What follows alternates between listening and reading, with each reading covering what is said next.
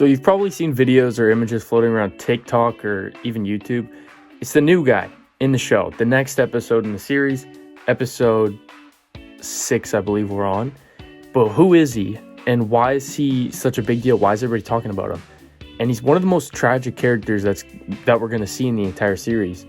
At first glance, he looks like a villain. His costume's not the coolest design, but he's not some crazy conqueror or genetically enhanced super being. He was just a normal dude, a scientist, a husband, a father. But one moment everything changed, and that's what we're going to see hopefully in the next episode.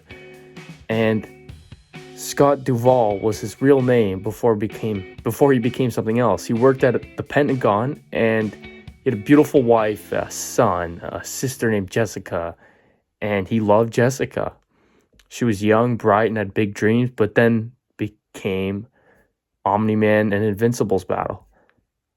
Omni-Man versus Invincible tore the city apart. The fight that changed everything. The city was in ruins, skyscrapers collapsing, thousands of lives lost. And we've all seen this. She wasn't a soldier, though. She wasn't a villain. She was just an office assistant, a regular person trying to make a living. But her building was destroyed in the chaos, and she never made it out. And like that, Scott Duvall's life was shattered. Now, the path to vengeance, Scott couldn't really accept it. He refused to believe that it was just collateral damage. And to him, Invincible wasn't a hero. He was an accomplice just as guilty as Omni-Man. And when no one else would hold him accountable, Scott decided to take justice into his own hands. So he built a suit, and one that could absorb energy, similar to the Black Panther's suit, including the kinetic force from Invincible's punches. He absorbs it and can redirect it towards Invincible if he wants. So he called himself Powerplex, and he vowed to do one thing, and that's kill Invincible. So for months, Scott trained. He studied Invincible's movements, learned his weaknesses, and stole experimental tech from the Pentagon to make himself even stronger. But he needed to lure Invincible out, and every attempt failed. Other heroes kept showing up instead, so he took things further, and he took it too far. Scott staged a hostage situation. Sorry about that. He tied up his own wife and son, and as part of the plan, they would pretend to be in danger so that Invincible would finally show up. But his wife supported him. She wanted revenge just as much as he did, and it worked. Invincible showed up. Scott unleashed everything. He fired blast after blast, pouring all his rage into the fight, and this is the moment he's been waiting for, and it's going to all go horribly wrong.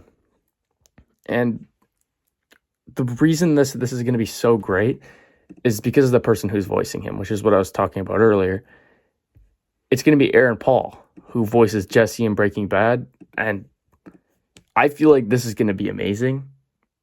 The show is going to show so much emotion, and Scott's final attack, like one of his most powerful blasts, it's not just going to hit Invincible. The electricity is going to surge through the floor, electrocute his wife and his son. In a split second, everything he was fighting for is gone.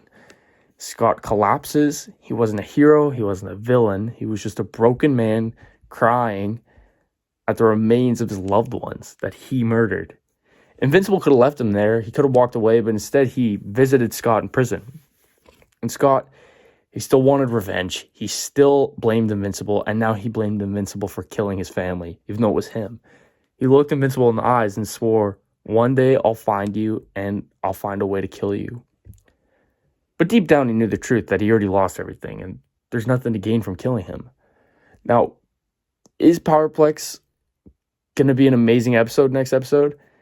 And what's going to happen after that? Because I'm really hoping that we do get to see Conquest for a full episode in the last one, because I feel like we're getting deep now, because next episode's obviously Powerplex. I'm hoping there's an Invincible War tease by the end of this episode. And then next episode, I hope is full Invincible War with a little bit of Conquest, and then episode 8 is full Conquest. If it's not, I'm going to be disappointed. I'm assuming it's like that, though, because where else would the budget of the show be going? Because everybody's been complaining about the animation. But hopefully this episode's great. It sounds super moving, I guess you could say. Powerplex! That man is disturbed.